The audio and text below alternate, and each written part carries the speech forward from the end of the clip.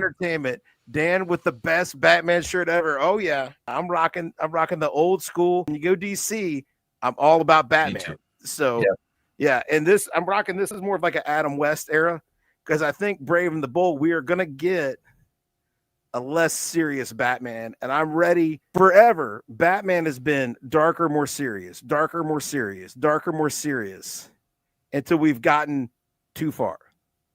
It's too serious. It's too grounded. Now Batman is a kind of almost not that great PI.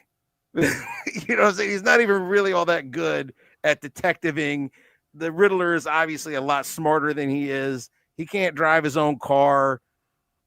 That's where we've got the Batman at now. So I'm ready to go the other way with Batman. Oh, yeah, I think they will. See, Dan knows everything will be better than Man of Steel is correct. It will be. And Derby Entertainment. I like the Flash, though. It's unfortunate the story was the story. Here's the thing. I did not buy what they were selling me. I have never seen the Flash. I do love Supergirl in it, and I do love Michael Keaton in it. They're just not in it very long. Yeah, I was prepared to go. Dan and I were both really excited to go, and then that's when right about the time frame we were thinking about it is when people were like, "Don't go see this movie." Like, if you really love comic books, don't go see this movie. Well, the thing that got me is I found out that Keaton was like 5 minutes tops. So I was going to go see The Flash to see Keaton's Batman. And when I found out it was less than 5 minutes, I was like, well, that's all I was interested in. So we got with Brave and the Bold, who is your new Batman fan cast? And what should the tone be? More like Batman and Robin with Clooney or Bale's version? I think they are going Batman and Robin route. I'm not like Tim. I don't think Batman should be as big as a house. Tim is Alan Richardson. All the way. Alan Ritson is he's been my fan casting for like 5 years. So yeah. Like Tim would have Taylor Maine or the Undertaker play Batman because he needs him to be 8 feet tall and 3 feet wide. But I don't think you have to be that big to be deadly. This is a Batman who is, I think he's about he's at least 2 Robins deep because I think we're gonna get Nightwing and Damian. He's older. And the guy, they're not going to go this way. I would take like a Jonathan Hamm. I think he could definitely give John you a Hamm, good John Hamm. I think John Hamm could do it. Like Don Draper, he could definitely give you a great Bruce Wayne. I mean, that would be peak Bruce Wayne. And it's going to be weird because clearly, if this is the first Batman movie in the universe, they want him to be here for more than one Batman movie and for more than one. I mean, so where they're picking up, they've got to pick a guy that's at least in his 40s, at least, right? And so that's kind of the problem we're going to have here is how do you pick a guy that's in his 40s? Not everybody is Hugh Jackman and is going to look the same 25 years from now. So all of us are immortal. Like you, he's a vampire. I mean, you know, I don't know what else to do, but so it's gonna be because I mean, again, you're gonna be 2 Robins deep.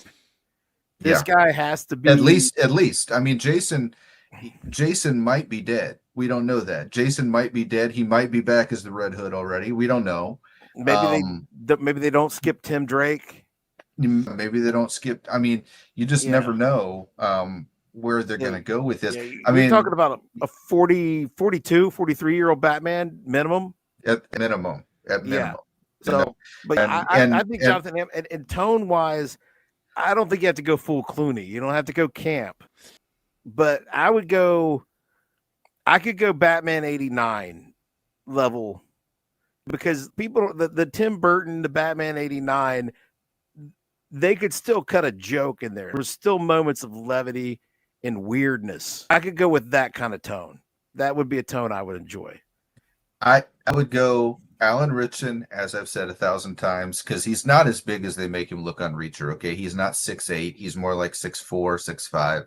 I could go with that as Batman, and I think that he's about the right age is where we need to be. I think that he could still play Batman for about a decade, which is fine. I also think that the tone needs to be kind of an in-between. No, I don't want to go back to the goofiness of the Schumacher series. That was just weird. And I also think that we need to kind of step it up from where Nolan went, because that just kind of set the tone. You can't really do anything else off of that. It's just Batman that you're going to do if you do that. And so I think that they're going to have to go a little lighter than that, but definitely not as goofy as the Schumacher series. Where would you go with it, Bonebridger? Who's your Pedro Pascal? That's what I've been told. It's Pedro Pascal.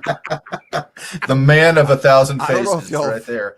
read the casting sheets for most movies it shows, but if you pick him, that's a safe pick. That's just You know what? playing odds. Here's the thing: if I was to go bet in Vegas right now, I'll bet you he's got crazy odds. I'll bet you he's got crazy odds. He's got to have the highest odds of anyone for any role.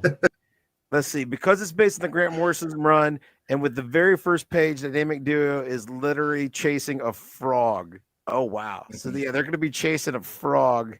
You know what? Here's the thing: if you're going to go campy, in honor of my shirt here, I don't want to go Clooney campy.